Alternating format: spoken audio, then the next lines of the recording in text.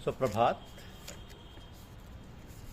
संतों की अलौकिक बातें, यह हमारी आज की आध्यात्मिक चर्चा का विषय।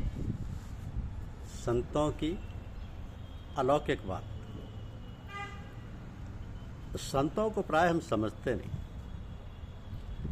हम लोग तो उनके बाहरी क्रियाओं को, अर्थात खाने, निर्वस्त्र रहने, मिट्टी को सोना बना देने, ऐसी चमत्कारी बातों को देखना चाहते हैं, किंतु इन बातों से संतपने का कोई संबंध नहीं है। संतों का ये लक्षण कहीं भी नहीं लिखा है। गीता में स्थान स्थान पर भक्त आदि के लक्षण लिखे हैं, पर उसमें एक स्थान पर भी नहीं लिखा है कि संत बेटा दे देते हैं या बचन से दोते हैं वगैरह वगैरह। तो फिर संतों की पहचान कैसे हो? संतों की पहचान का सीधा सा उपाय है कि जिस व्यक्ति के संग से हमारा साधन बढ़े, हम में दैवीय संपत्ति आए, हमारे आचरण में न्याय आने लगे, भगवत तत्व का ज्ञान होने लगे, सत्शास्त्र, भगवान, महात्मा, परलोक और धर्म में श्रद्धा बढ़े और भगवान की स्मृति अधिक रहने लगी, हमारे लिए वही संत है। संतों से ऐसा ही लाभ लेना चाहिए और उनसे इस प्रकार का आध्यात्मिक लाभ लेना ही सच्चा लाभ है।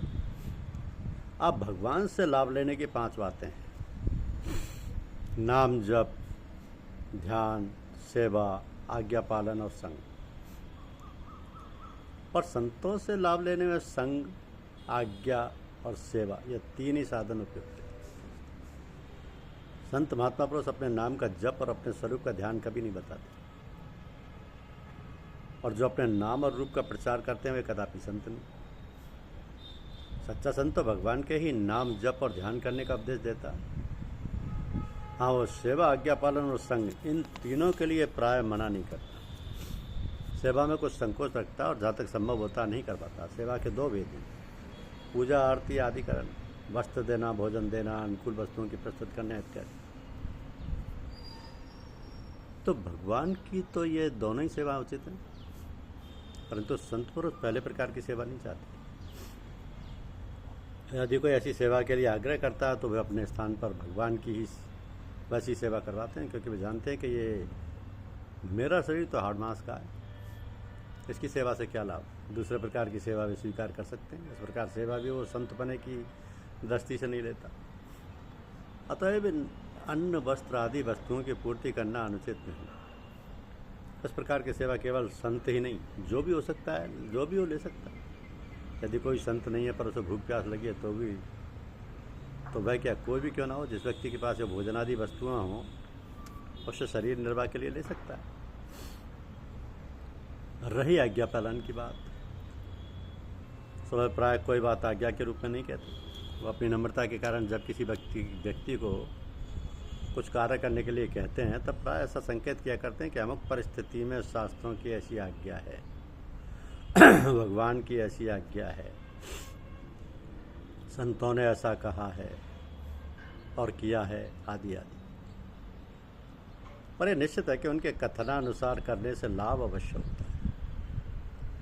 अतः वे जो कुछ निर्देश करें उसे उन्हीं की आज्ञा समझकर पालन करें, तो वह उसका विरोध नहीं करते।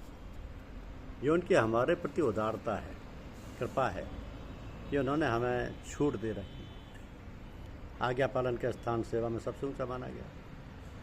शरीर की पूजा से उनके वचन अधिक महत्व हैं, अतः वचनों को ही प्रधानता देनी चाहिए। एक संत थे, उनके पास रहने वाले श्रद्धालु व्यक्तियों में से एक व्यक्ति की एक दिन संत ने परीक्षा लेनी चाहिए।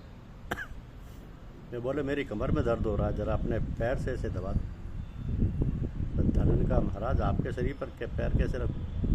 संत ने तुरंत उत्तर दिया, ठीक है, मेरे शरीर पर तो तुम पैर नहीं रखते, पर मेरी जुबान पर तो पैर रख दिया है। मेरी जुबान पर तो पैर रख दिया है ना। ये एक दृष्टांत है। ऐसे हमें शिक्षा लेनी चाहिए कि सेवा में शरीर की अपेक्षा वचनों के पालन को अधिक महत्व है। हाँ, ये संभव है कि हम संत के वचन का पूरा पालन न कर सकें, किंतु यदि मन में वचन पालन की नियत है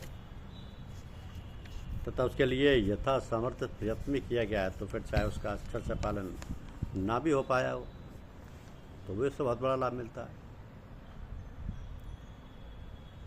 यदि संतों के वचनों का भाव कहीं पूर्ण रूप से समझ में नहीं आए तो नम्रतापूर्वक उन्हीं से पूछकर समाधान कर लेना चाहिए, और समझ में आ जाने पर पालन करने में किंचन मात्र भी कमी नहीं लानी चाहिए। संत के वचन पालन में यदि कहीं उनकी सेवा का भी त्याग करना पड़े तो वो भी कर देना चाहिए। सेवा करने से अब लाभ है तो सेवा त्याग से अधिक लाभ नहीं होना चाहिए, सेवा त्याग से अधिक लाभ होना चाहिए। सेवा करने से जब लाभ है तो सेवा और त्याग से अधिक लाभ होना चाहिए, क्योंकि जो कीमती चीज़ है उसका त्याग उस चीज़ से बड़ा है। और ये त्याग यदि संत की आज्ञा से ही किया गया है तो वह और भी अधिक महत्व की वस्तु है। तो सच्चा श्रद्धालु इसमें क्यों चूकेगा? हाँ, एक बात है, जो सेवा के कष्ट से बचकर सेवा का त्याग करते हैं वे तो सेवा के महत्व को जानते ही नहीं, उनको तो सेवा करने में कष्ट का अनुभव होता है, इसलिए वो उसे लाभ से वंचित रहते हैं। संत कभी किसी को किंचित मात्र भी कष्ट नहीं देना चाहते, इसलिए वह ऐसे व्यक्तियों से सेवा क्यों करवाएगा? क्योंकि उनको सेवा कराने की कोई भूख तो है नहीं। जो लोग दूसरों से अपनी सेवा करवाना चाहते हैं उनके अंतःकरण में स्वार्थ और अहंकार के कारण ये नहीं सूझ पड़ता कि किसको क्या कष्ट और हानि हो रही है, किंतु संतों के निस्वार्थ हृदय में तो प्रकाश है। वे तो जानते हैं कि कौन व्यक्ति सेवा में सुख का अनुभव करता है और कौन दुख का। तो सत्संग के लिए तो सत्य स्वयं अपनी ओर से चले जाते हैं, क्योंकि प्रेमी जिज्ञासुओं के पास जाने से भगवत वाक्यों का मनन, विचार और अनुशीलन होता है जो उन्हें अत्यंत प्यारे। इतना ही नहीं, वे अपना संग करने वाले व्यक्ति का उपकार भी करते हैं। इसके कारण हमारा कुछ समय भगवत चर्चा में व्यतीत हुआ। काकभूषण जी ने गरुड़ जी से कहा, महाराज मुझ पर आपकी बड़ी दया कृपा हुई जो मुझे सत्संग दिया। तुम विज्ञान रूप नहीं मोहा, नाथ कीन मोह परति छोहा, पूछे ही राम कथा अति पावन, सुख सनकादि शंभु मन भावन। संतों की बातें इतनी अलौकिक हैं कि हम उनका विवेचन भी नहीं कर सकते, फिर अनुभव की तो बात ही अलग है। अपनी बुद्धि से संतों की पहचान करना बड़ा कठिन है। उनकी पहचान तो संत एवं भगवान की कृपा से ही संभव है। कसौटी से पहचान करने पर तो हम फेल हो जाते हैं, क्योंकि हमारी कसौटी गलत है। संतों की पहचान पहले बताए तरीके से की जा सकती है। क्या? कि जिस व्यक्ति के संग वार्तालाप तथा दर्शन से हम में दैवी संपत्ति आए, भगवान में हमारी रुचि बढ़े, आध्यात्मिक पथ पर हम अग्रसर हों, जो हमसे कभी किंचित मात्र किसी तरह की सेवा की इच्छा न रखता हो, जो हमारा सदा ही बिना स्वार्थ के हित करता रहता हो, एवं हमारी दृष्टि में जो आध्यात्मिक विषय में सबसे बढ़कर जानकार हो,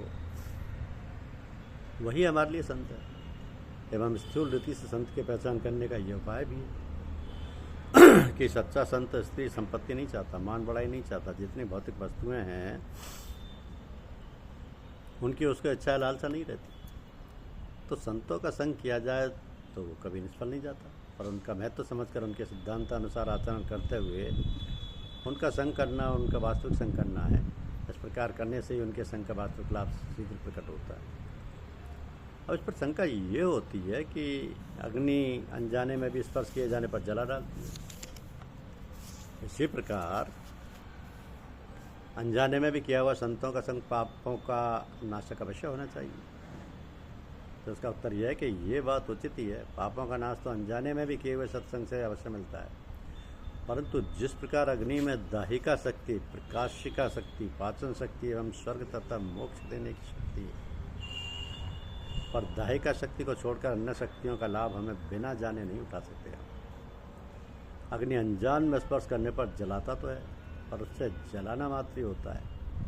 किंतु जो उस अग्नि को अग्नि का वास्तविक महत्व जानकर उसके अनुकूल क्रिया करते हैं, वे उससे प्रकाश भी ले सकते हैं, उसे रोटी बनाकर अपनी भूख भी मिटा सकते हैं। इतना ही नहीं, अग्नि से ये काम तो श्रद्धा रहित व्यक्ति भी ले सकता है, पर वैदिक मंत्र और परलोक में श्रद्धा रखने वाला मनुष्य तो वैदिक मंत्रों से श्रद्धापूर्वक विधि सहित अग्नि में आहुति देकर स्वर्ग प्राप्ति भी कर सकता है।